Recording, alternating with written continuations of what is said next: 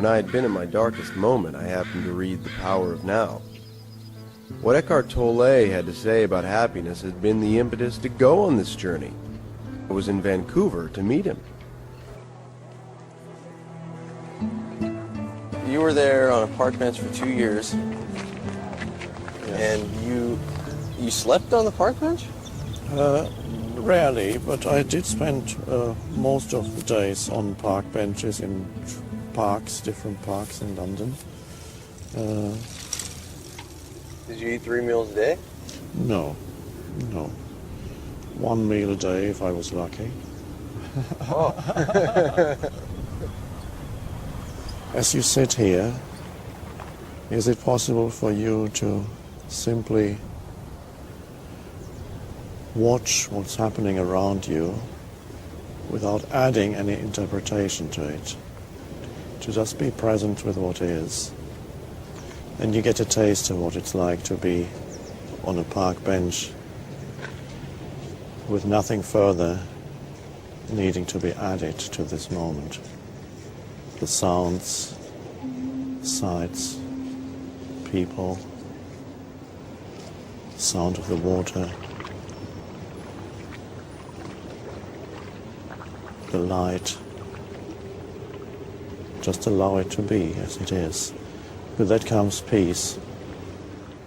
You don't get continuously drawn into events and thoughts and emotions and reactions. You're the wider space in which all these things happen. You're the awareness behind it, without which none of this would be here. It would just be atoms and molecules in space. You are the awareness that enables this entire world to be. What about the search for meaning? Now, you notice that just a moment ago you were in that state of alert presence, and it never takes long for another thought to come in and ask a question, because thought cannot tolerate the state of presence.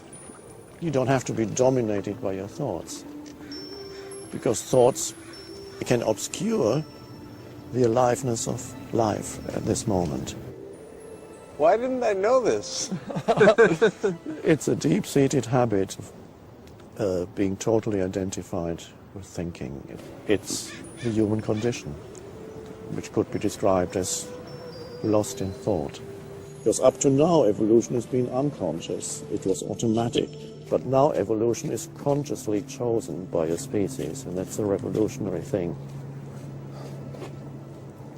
And you are part of that. What about pain? I mean, physical pain or emotional pain of losing someone? Most of the human pain is psychologically created. There's an enormous amount of psychological pain, suffering, I call that. When suffering goes, and there's a possibility for humans now to live without suffering, that is a possibility. There may still be some physical pain. It may be that you get toothaches or bodily pains from time to time.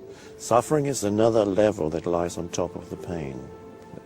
Suffering implies a story, a little me that is unhappy, a mentally constructed entity, a little me that has an unhappy story that is its identity. And that creates an enormous amount of suffering. Not only do you make yourself suffer, you make people around you suffer. To be at one with life is to be at one with the present moment, because that's the only place where life can be found. You cannot leave the space of now. That stays with you, whatever you do and wherever you go. Your life has never been not now and will never be not now. Are you making the present moment into an enemy in some way, internally, through thinking about something that's nothing to do with now? I need to figure something out. Well, first of all, be here fully, and then whatever is needed in your life comes.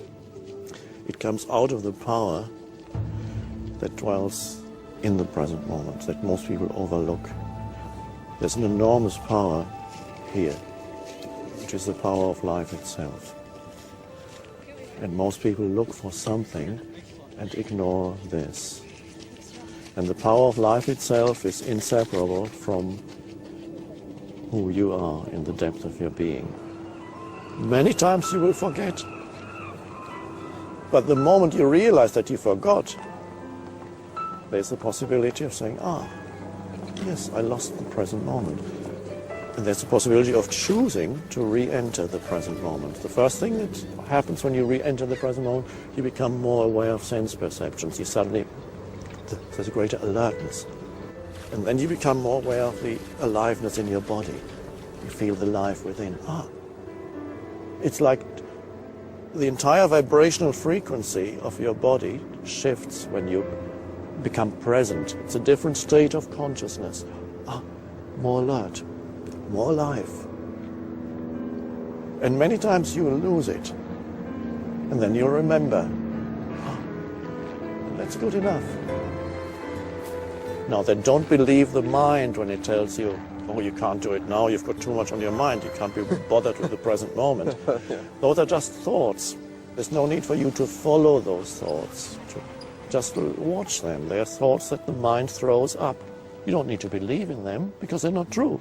When the mind tells you, you can't be present now because you've got too much on your mind, then okay, you can say, okay, let's see if that's true. Then you feel there's an aliveness in my hand, there's an aliveness in my body. There's beauty all around. And you become present again. Alertness, the alertness returns.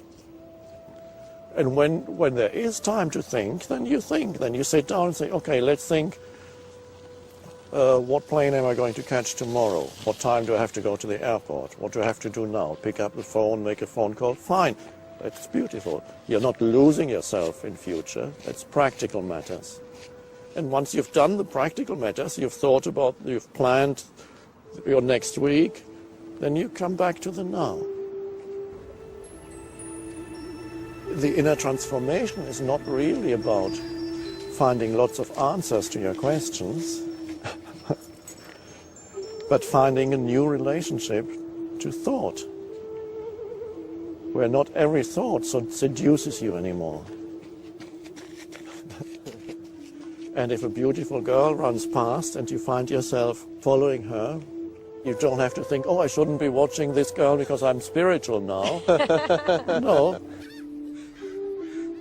If you can let go, just for a moment, not for the rest of your life, just for this moment, let go of the need to understand anything so that you're truly present in this moment. It's just right now. Just what is. But don't forget yourself, because you are the consciousness behind it. You are the space, the presence.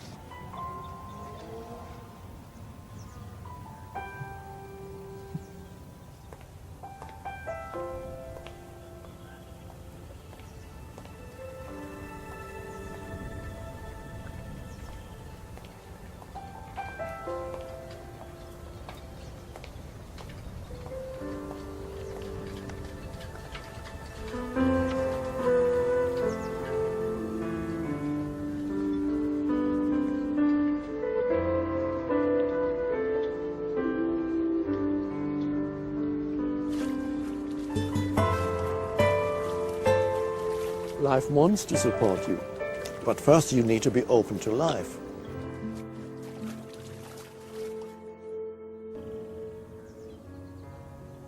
You are here because you are the main character in the story of yourself. The story, in some ways it's worked, and in other ways it hasn't worked. And so the character in the story has come here and wants to know how to make the story work better. Isn't that so? Yes. Now, whatever answers anybody can give you of how to make the story work better, there are things you can make the story work better, but all that doesn't really help unless you get to the bottom behind the story, the I behind the story. Then, if you are in touch with that throughout your life, the story will unfold with much greater ease, because there is a deeper dimension that is there. If the main character in that story, you, has never known the deeper I, the timeless presence that is the consciousness that you are. The attentive, spacious,